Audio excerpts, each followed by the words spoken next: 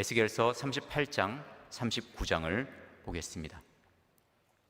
지난주에 에스겔서 37장에서는 마른 뼈들이 다시 살아나는 환상과 에스겔 선지자의 손에서 두 막대기가 하나로 합쳐지는 예언을 통해 하나님께서 마치 마른 뼈와 같은 이스라엘을 회복시키실 것이며 그 회복은 유다를 중심으로 하여 더 이상 분열됨이 없는 온전한 이스라엘 족속의 회복이 될 것이라는 사실을 살펴보았습니다.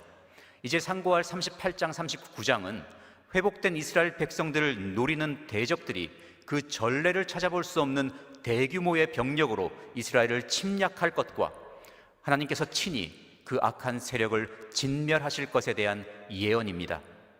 이 예언은 역사적으로 아직 이루어지지 않았습니다. 그러므로 이 말씀은 에스겔 당시 바벨론에서 포로 생활을 하는 중에 그가 선포하는 이 예언을 들었을 유다 사람들과 오늘 이 말씀을 상고하는 우리의 시야를 넓혀서 더 멀리 저 역사의 종말까지를 바라보게 해주는 예언의 말씀입니다. 38장 1절, 2절, 2절을 함께 읽겠습니다. 여호와의 말씀이 내게 임하여 가라사대 인자야 너는 마곡 땅에 있는 곡 곧 로스와 메섹과 두발 왕에게로 얼굴을 향하고 그를 쳐서 예언하여. 마곡이라는 이름은 대홍수가 끝난 후 번성하기 시작한 노아의 세 아들들의 후손들을 기록한 창세기 10장에 야벳의 아들로 기록되어 있습니다. 그러나 여기서의 마곡은 사람의 이름이 아니라 지명입니다. 마곡의 후예들이 거주했었던 곳이기에 붙여진 이름으로 추정됩니다. 메섹과 두발 역시 야벳의 아들들로 창세기 10장에 기록되어 있습니다. 본문에 기록된 메섹과 두발은 그들의 후예들이 건설한 나라들입니다. 에스겔서 27장에 두로와 교역했던 나라들로서 기록되어 있습니다. 로스에 대해서는 다양한 견해가 있습니다. 우리 성경이 번역하고 있는 것처럼 메섹과 두발 같은 국가나 민족의 이름으로 보기도 하고 방백이나 수령을 뜻하는 단어로 보아서 마곡의 왕인 곡을 꾸며주는 말로 해석하기도 합니다. 그럴 경우 메섹과 두발의 대왕인 마곡 땅의 곡이라는 문장이 됩니다. 이들은 이스라엘을 중심으로 하여 북방에 위치한 국가와 민족들로서 다른 여러 국가들을 규합하여 이스라엘을 공격할 사단의 세력을 의미합니다. 다만 앞서 말씀드린 것과 같이 이 예언은 아직 이루어지지 않은 것입니다. 따라서 그 정확한 지리상의 위치나 인물의 정체에 대해서는 아직 드러나지 않은 것이 많습니다. 다만 에스겔 당시의 유다 사람들에게 이 이름과 지명들은 익숙한 것이어서 이 예언의 말씀을 이해하는 데 어려움이 없었을 것입니다. 3절에서 6절까지 함께 읽겠습니다. 이르기를 주 여호와의 말씀에 로스와 메섹과 두바랑 고가 내가 너를 대적하여 너를 돌이켜 갈고리로 네 아가리를 꿰고 너와 말과 기병 곧 내 온 군대를 끌어내되 온전한 갑옷을 입고 큰 방패와 작은 방패를 가지며 칼을 잡은 큰 무리와 그들과 함께한 바 방패와 투구를 갖춘 바사와 구스와 붓과 고멜과 그 모든 떼와 극한 북방의 도갈마 족속과 그 모든 떼 곧 많은 백성의 무리를 너와 함께 끌어내리라. 로스와 메섹과 두발왕 곡이 모든 국력을 총동원하여 만반의 준비를 갖춘 군대를 일으킬 것이 예언되었습니다. 나아가 그들은 자신들만이 아니라 바사와 구스와 붓과 고멜과 도갈마 족속과 연합군을 편성하여 이스라엘을 침략하기 위한 대군을 조성할 것입니다. 이들은 마귀의 하수인으로서 이스라엘을 적대하는 모든 세속 권력과 군사력을 상징합니다. 지리적으로는 이스라엘을 둘러싸고 있으며 인종적으로는 모든 인종을 망라합니다.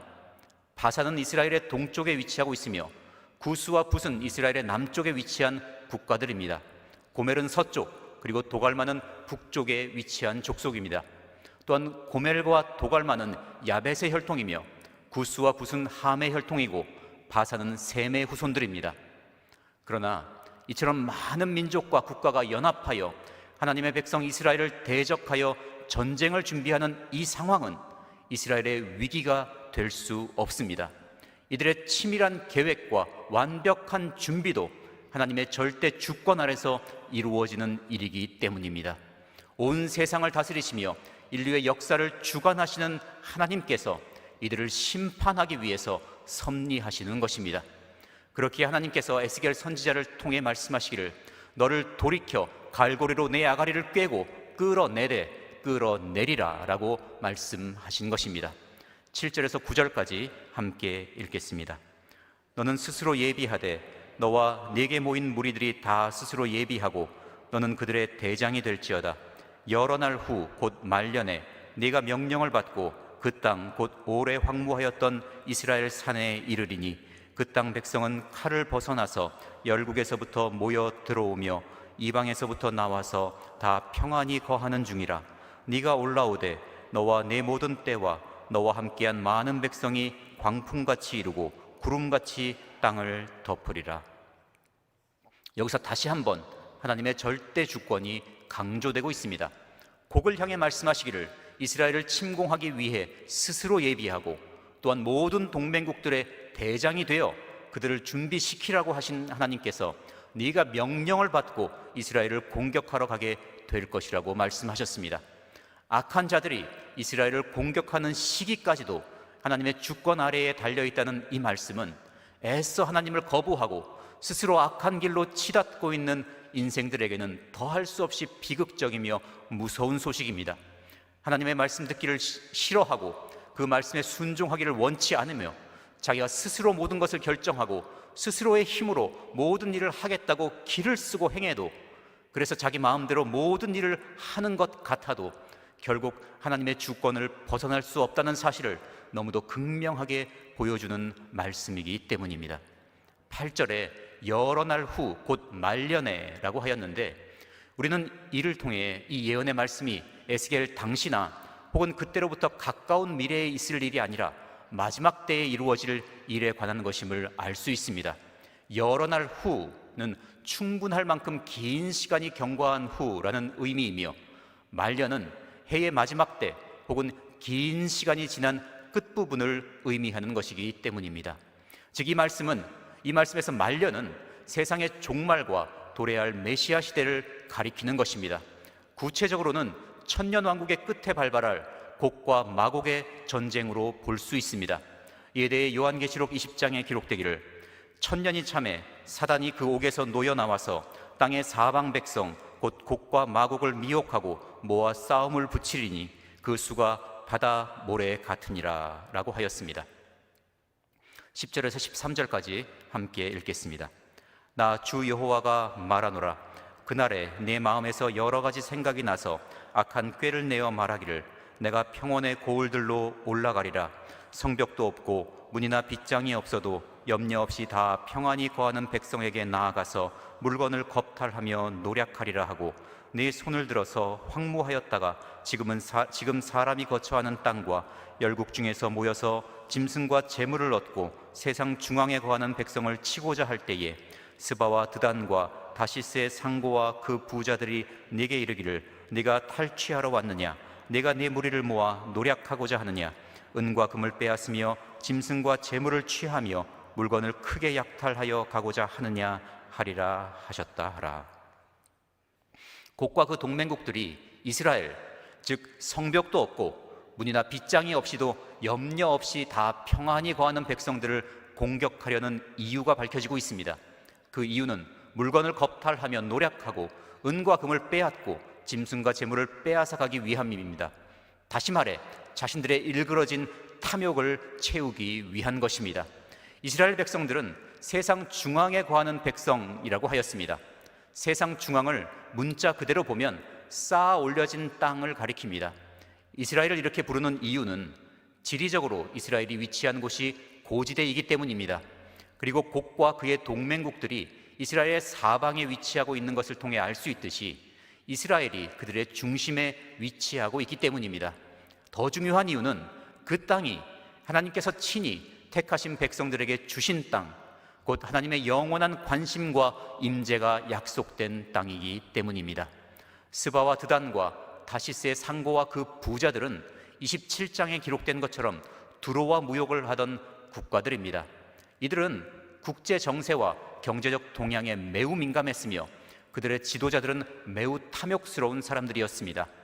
우리 성경에는 이들이 곡을 향해 하는 말, 즉 네가 탈취하러 왔느냐, 네가 내 무리를 모아 노략하고자 하느냐, 은과 금을 빼앗으며 짐승과 재물을 취하며 물건을 크게 약탈하여 가고자 하느냐라는 말이 마치 이들이 곡과 그의 동맹 세력들을 비난하거나 꾸짖는 것처럼 번역되어 있지만, 그보다는 이들이 곡이 일으킨 전쟁으로 인해 자신들이 어떤 경제적 이익을 얻을 수 있을지를 탐색하는 말로 보는 것이 더 적절합니다. 이들의 관심은 옳고 그름이 아니라 오직 자기 자신들의 이익에만 있었기 때문입니다. 14절에서 16절까지 함께 읽겠습니다. 인자야, 너는 또 예언하여 곡에게 이르기를, 주 여호와의 말씀에 내 백성 이스라엘이 평안히 거하는 날에 네가 어찌 그것을 알지 못하겠느냐? 네가 네 고토 극한 북방에서 많은 백성 곧 다 말을 탄 큰 떼와 능한 군대와 함께 오되 구름이 땅에 덮임같이 내 백성 이스라엘을 치러 오리라. 고가 끝날에 내가 너를 이끌어다가 내 땅을 치게 하리니 이는 내가 너로 말미암아 이방 사람의 목전에서 내 거룩함을 나타내어 그들로 다 나를 알게 하려 함이니라. 곡의 악한 본성을 밝히 드러내어 지적하시는 말씀입니다. 그는 이스라엘을 호시탐탐 노리는 존재입니다. 그러므로 이스라엘 백성들이 안전과 평화를 누리며 사는 것을 모를 수가 없습니다. 그는 자기가 보기에 이스라엘이 마냥 평안한 삶에 젖어서 대적에 대한 방비, 전쟁에 대한 대비가 전혀 되어 있지 않은 것을 알게 될 것입니다. 그때 그는 이스라엘을 침략하여 약탈할 수 있는 절호의 기회를 잡았다고 생각하며 수많은 대군을 이끌고 신속하게 이스라엘을 공격할 것입니다. 그 이유는 곡과 그의 동맹국들은 이스라엘이 성벽도 없고 문이나 빗장이 없으면서도 아무런 염려 없이 평안히 거하는 까닭을 알지 못하기 때문입니다. 이스라엘이 평안을 누리는 이유는 그들이 하나님을 왕으로 모시고 하나님의 보호하심 아래 살기 때문인데, 곡과 그의 추종자들은 이스라엘을 약탈하고 그들이 거하는 곳인 세상 중앙을 빼앗으면 자기들이 높아져 세상 중앙이 될 수 있으리라고 생각하는 것입니다. 그들은 이스라엘을 침략하기 위해 질풍같이 진군하면서 전쟁에 대비하지 않은 이스라엘이 참으로 어리석다고 생각할 것이지만, 사실은 그들이야말로 정말로 어리석은 자들이라는 사실이 곧 드러나게 될 것입니다. 17절 한 절을 함께 읽겠습니다. 나 주 여호와가 말하노라. 내가 옛적에 내 종 이스라엘 선지자들을 빙자하여 말한 사람이 네가 아니냐? 그들이 그때에 여러 해 동안 예언하기를 내가 너를 이끌어다가 그들을 치게 하리라 하였느니라 하셨다 하라. 성경에 에스겔 이전 선지자들이 곡을 특정하여 예언한 내용은 기록되어 있지 않습니다. 이 말씀은 구약의 여러 선지자들이 악한 세력에 대하여 선포했던 예언들이 집약되어 곡에게 적용될 것이라는 뜻입니다. 이 역시 이 예언의 말씀이 이 세상의 끝에 성취될 종말론적 예언임을 알려주는 것입니다. 18절에서 23절까지 함께 읽겠습니다. 나 주 여호와가 말하노라. 그날에 곡이 이스라엘 땅을 치러 오면 내 노가 내 얼굴에 나타나리라. 내가 투기와 맹렬한 노로 말하였거니와 그날에 큰 지진이 이스라엘 땅에 일어나서 바다의 고기들과 공중의 새들과 들의 짐승들과 땅에 기는 모든 벌레와 지면에 있는 모든 사람이 내 앞에서 떨 것이며 모든 산이 무너지며 절벽이 떨어지며 모든 성벽이 땅에 무너지리라.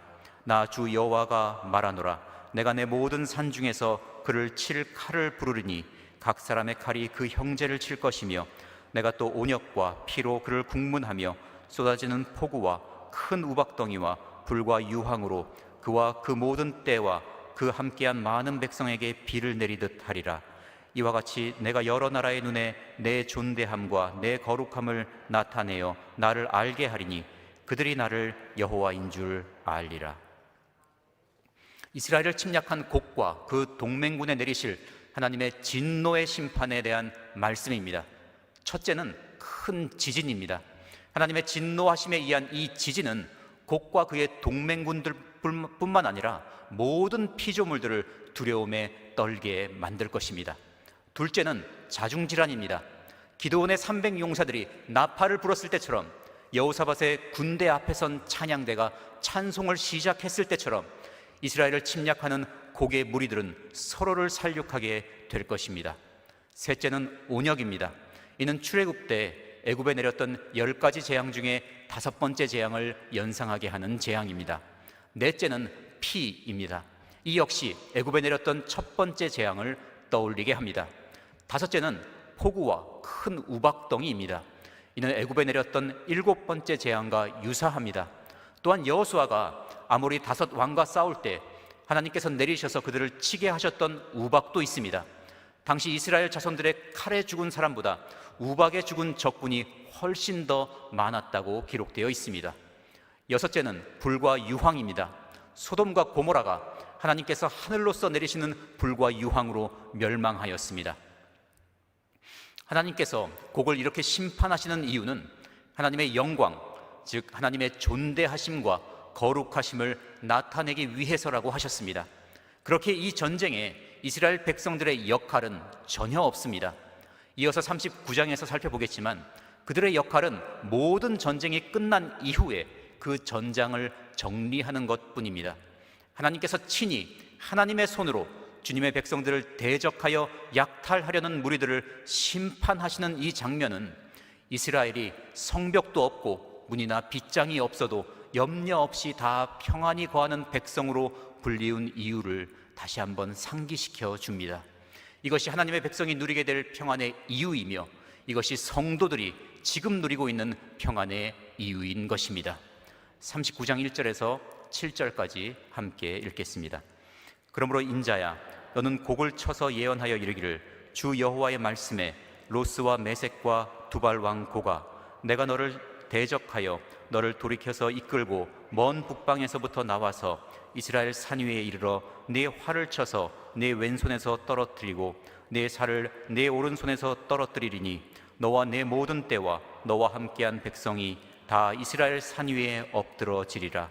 내가 너를 각종 움키는 새와 들짐승에게 붙여 먹게 하리니 네가 빈들에 엎드러지리라. 이는 내가 말하였음이니라. 나 주 여호와의 말이니라. 내가 또 불을 마곡과 및 섬에 평안히 거하는 자에게 내리리니 그들이 나를 여호와인 줄 알리라. 내가 내 거룩한 이름을 내 백성 이스라엘 가운데 알게 하여 다시는 내 거룩한 이름을 더럽히지 않게 하리니 열국이 나를 여호와 곧 이스라엘의 거룩한 자인 줄 알리라 하셨다 하라. 하나님께서는 에스라 선지자를 통해 하나님이 직접 개입하셔서 치심으로 인해 전멸하게 될 곡과 그 동맹군의 패배를 다시 한번 말씀하시면서 그들의 본국에까지 하나님의 심판이 임할 것을 예언하게 하셨습니다. 활을 왼손에서 떨어뜨리고 살을 오른손에서 떨어뜨리게 하신다는 말씀은 그들의 무기가 완전한 무용지물이 되게 하신다는 말씀입니다. 활은 활과 화살 둘 중에 하나만 없어도 사용할 수가 없는 무기입니다. 그런데 이 두 가지를 모두 떨어뜨리신다고 하셨습니다. 그러므로 곡과 그의 군대는 이스라엘을 향해 공격도 한번 해보지 못할 것입니다. 곡과 그 무리들에 대한 심판은 이스라엘을 직접 공격하는 군대에만 임하는 것이 아닙니다. 하나님께서는 배후에 있는 그들의 모든 세력을 심판의 대상으로 하십니다. 마곡은 곡이 다스리는 나라이며 곡의 영향력 아래에 있는 그의 동맹국들까지를 포함시킬 수 있습니다. 그리고 섬은 하나의 섬이 아니라 여러 섬들을 가리키며 해안가를 의미하기도 합니다. 이들은 곡의 군대에 직접적으로 파병하지는 않았어도 그를 지원하고 그의 이스라엘 침략을 지지한 이방 국가들입니다. 이들에게 하나님께서 불을 보내신다고 하셨습니다. 이들 모두가 하나님의 준엄한 심판의 대상이기 때문입니다. 8절에서 16절까지 함께 읽겠습니다. 나 주 여호와가 말하노라. 볼지어다 그 일이 이루고 이르리니 내가 말한 그날이 이날이니라. 이스라엘 성읍들의 거한 자가 나가서 그 병기를 불피워 사르되 큰 방패와 작은 방패와 활과 살과 몽둥이와 창을 취하여 7년 동안 불피우리라. 이와 같이 그 병기로 불을 피울 것이므로 그들이 들에서 나무를 취하지 아니하며 삼림에서 벌목하지도 아니하겠고 전에 자기에게서 약탈하던 자의 것을 약탈하며 전에 자기에게서 늑탈하던 자의 것을 늑탈하리라. 나 주 여호와의 말이니라. 그날에 내가 곡을 위하여 이스라엘 땅 곧 바다 동편 사람의 통행하는 골짜기를 매장지로 줄이니 통행하던 것이 막힐 것이라. 사람이 거기서 곡과 그 모든 무리를 장사하고 그 이름을 하몬곡의 골짜기라 일컬으리라. 이스라엘 족속이 7달 동안에 그들을 장사하여 그 땅을 정결케 할 것이라. 그 땅 모든 백성이 그들을 장사하고 그로 말미암아 이름을 얻으리니 이는 나의 영광이 나타나는 날이니라. 나 주 여호와의 말이니라. 그들이 사람을 택하여 그 땅에 늘 순행하며 장사할 사람으로 더불어 지면에 남아있는 시체를 장사하여 그 땅을 정결케 할 것이라. 7달 후에 그들이 살펴보되 순행하는 자가 그 땅으로 통행하다가 사람의 뼈를 보면 그 곁에 표를 세워 장사하는 자로 와서 하몬곡 골짜기에 장사하게 할 것이요 성의 이름도 하모나라 하리라. 그들이 이와 같이 그 땅을 정결케 하리라. 하나님께서 친히 곡과 그 군대를 멸하시고 난 후 이스라엘 자손들이 나와서 그들이 가지고 왔던 무기를 모아 불사르고 그 시체들을 장사하여 그 땅을 정결케 할 것입니다. 곡과 그 군대의 무기를 7년 동안 불태우고 그들의 시체를 7개월 동안 장사한다고 하였습니다. 이는 실제 7년과 7개월로 볼 수도 있겠지만 하나님의 능력으로 거두게 될 이스라엘의 완전한 승리를 나타낸다고 할 수도 있습니다. 7개월 후에도 선발된 사람들이 돌아다니면서 살피다가 아직 장사되지 못한 사람의 뼈를 발견하면 그 곁에 표를 세워 장사하는 사람들이 와서 처리하게 한다고 한 것은 살육당한 곡과 그 군대의 시체가 매우 많다는 것과 그 시체들을 매장하여 그 땅을 정결케 하는 일이 매우 철저하게 진행될 것이라는 말씀입니다. 17절에서 20절까지 함께 읽겠습니다. 너 인자야, 나 주 여호와가 말하노라. 너는 각종 새와 들의 각종 짐승에게 이르기를 너희는 모여오라. 내가 너희를 위한 잔치 곧 이스라엘 산 위에 예비한 큰 잔치로 너희는 사방에서 모여서 고기를 먹으며 피를 마실지어다. 너희가 용사의 고기를 먹으며 세상 왕들의 피를 마시기를 바산의 살진 짐승 곧 순양이나 어린 양이나 염소나 숫송아지를 먹듯 할지라. 내가 너희를 위하여 예비한 잔치의 기름을 너희가 배불리 먹으며 그 피를 취토록 마시되 내 상에서 말과 기병과 용사와 모든 군사를 배불리 먹을지니라 하라. 나 주 여호와의 말이니라. 앞서 읽은 8절에서 16절 말씀에 전멸당한 곡과 그 군대의 시체를 매장하는 장면이 기록되어 있습니다. 그러므로 지금 읽은 말씀은 그 매장이 이루어지기 전 그리고 매장이 진행되는 도중에 있을 일에 대한 말씀입니다. 각종 야생동물들이 몰려들어 몰살당한 곡의 군대의 사체를 뜯어먹는 모습을 하나님께서 그 동물들을 불러서 적군의 시체로 큰 잔치를 벌이게 하시는 것으로 묘사하도록 하셨습니다. 구체적으로 상상하기조차 꺼려지는 이러한 장면을 이토록 자세하게 기록하도록 하신 것은 이것이 그 누구도 고개를 돌려 회피할 수 없는 반드시 이루어질 일이기 때문입니다. 21절에서 24절까지 함께 읽겠습니다. 내가 내 영광을 열국 중에 나타내어 열국으로 나의 행한 심판과 내가 그 위에 나타낸 권능을 보게 하리니 그날 이후에 이스라엘 족속은 나를 여호와 자기들의 하나님인 줄 알겠고 열국은 이스라엘 족속이 그 죄악으로 인하여 사로잡혀 갔던 줄 알리라. 그들이 내게 범죄하였으므로 내 얼굴을 그들에게 가리우고 그들을 그 대적의 손에 붙여 다 칼에 엎드러지게 하였으되 내가 그들의 더러움과 그들의 범죄한 대로 행하여 그들에게 내 얼굴을 가리웠었느니라. 역사의 종말에 일어날 사건과 에스겔 당시로부터 몇십 년 후에 일어날 사건에 동시에 적용될 수 있는 이러한 말씀을 하시는 이유는 이 예언의 말씀을 먼저 듣게 될 사람들이 당시에 포로가 되어 바벨론에 끌려와 살고 있던 유다 백성들이기 때문입니다. 그들은 이 예언에 등장하는 곡과 그 동맹국들의 규모나 세력이 유다를 망하게 한 바벨론보다 훨씬 더 크다는 것과 그럼에도 불구하고 하나님께서 그들을 친히 멸하실 것이라는 말씀을 통해 그들을 예루살렘으로 돌아가게 하시고 회복시키시겠다는 예언의 말씀에 대한 소망을 가지게 되었을 것입니다. 그리고 오늘날 이 말씀을 읽는 우리는 이미 과거에 이루어진 이스라엘 자손들의 예루살렘 귀환과 성전의 재건을 보며 앞으로 이루어질 일에 관한 예언의 말씀 또한 확실하게 성취될 것임을 믿고 소망을 가지게 되는 것입니다. 25절에서 29절까지 함께 읽겠습니다. 그러므로 나 주 여호와가 말하노라. 내가 이제 내 거룩한 이름을 위하여 열심을 내어 야곱의 사로잡힌 자를 돌아오게 하며 이스라엘 온 족속에게 긍휼을 베풀지라. 그들이 그 땅에 평안히 거하고 두렵게 할 자가 없게 될 때에 부끄러움을 품고 내게 범한 죄를 뉘우치리니 곧 내가 그들을 만민 중에서 돌아오게 하고 적국 중에서 모아내어 열국 목전에서 그들로 인하여 나의 거룩함을 나타낼 때에라. 전에는 내가 그들로 사로잡혀 열국에 이르게 하였거니와 후에는 내가 그들을 모아 고토로 돌아오게 하고 그 한 사람도 이방에 남기지 아니하리니 그들이 나를 여호와 자기들의 하나님인 줄 알리라. 내가 다시는 내 얼굴을 그들에게 가리우지 아니하리니 이는 내가 내 신을 이스라엘 족속에게 쏟았음이니라. 나 주 여호와의 말이니라. 26절에 부끄러움을 품고 내게 범한 죄를 뉘우치리니 라고 하신 말씀은 뉘우치리니에 해당하는 원어를 어떻게 해석할지에 따라 두 가지로 번역이 가능합니다. 첫 번째는 우리 성경에 번역되어 있는 그대로이고, 두 번째는 부끄러움과 그들이 내게 행한 모든 죄악을 잊을 것이다 입니다. 이 두 가지 해석이 모두 가능한 이유는 이 말씀이 복합적 성격의 예언이기 때문입니다. 다시 말해 이 말씀이 바사왕 고레스 때부터 3차에 걸쳐서 성취된 이스라엘 자손들의 고토 예루살렘으로의 귀환과 장차 도래할 역사의 종말에 발생할 사건까지를 다 포괄하고 있기 때문입니다.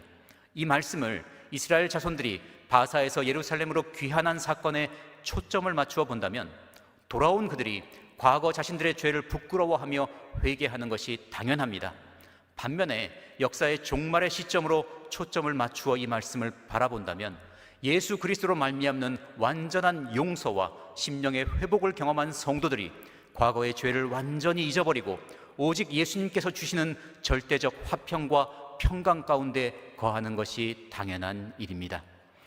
내가 다시는 내 얼굴을 그들에게 가리우지 아니하리니 라고 하셨습니다. 장차 우리는 이 말씀이 하나님의 관심과 은혜를 거두지 않으시겠다는 표현으로서가 아니라 실제로 이루어지는 것을 보게 될 것입니다. 이에 대해 사도 요한은 자신이 본 것을 이렇게 기록하였습니다. 그 성은 해나 달의 비침이 쓸데없으니 이는 하나님의 영광이 비치고 어린 양이 그 등이 되심이라. 다시 밤이 없겠고 등불과 햇빛이 쓸데없으니 이는 주 하나님이 저희에게 비치심이라. 저희가 세세토록 왕노릇하리로다. 이는 내가 내 신을 이스라엘 족속에게 쏟았음이니라 하신 말씀은 오순절 성령 강림을 의미합니다. 따라서 이 말씀에서의 이스라엘 족속은 혈통적 이스라엘뿐만 아니라 영적 이스라엘인 성도들을 포함합니다. 그러므로 오늘 저와 함께 상고한 이 말씀 가운데 등장하는 이스라엘은 바로 성도 여러분들입니다. 하나님께서 친히 다스리시며 보호하시는 그 성에 평안히 거하며 하나님을 대적하는 마귀와 그 추종자들에게 내려질 심판을 보게 될 그날이 속히 이르기를 소망하며 살아가시기를 주님의 이름으로 축원합니다. 다음 주에는 에스겔서 40장에서 48장까지를 상고합니다. 본문이 길기 때문에 함께 읽지 않을 것이므로 미리 집에서 읽어보시기를 바랍니다. 기도하겠습니다. 성경 말씀을 읽고 배울 때마다 예수 그리스도 안에서 누리는 하늘의 평안을 더욱 깊이 맛보게 하시고 주님의 다시 오심을 더욱 간절히 소망하게 하시니 감사합니다. 하나님께서 주시는 이 기이한 평안이 저희의 심령에서 넘쳐나 저희들의 온 삶을 가득히 채우게 하여 주시옵소서. 육신의 평안함도 허락하여 주시옵소서. 환경의 평안함도 허락하여 주시옵소서. 그리하 이 평안의 복음을 더욱 힘있게 전파하는 저희들이 되게 하여 주시옵소서. 주 예수 그리스도의 이름으로 감사하며 기도합니다. 아멘.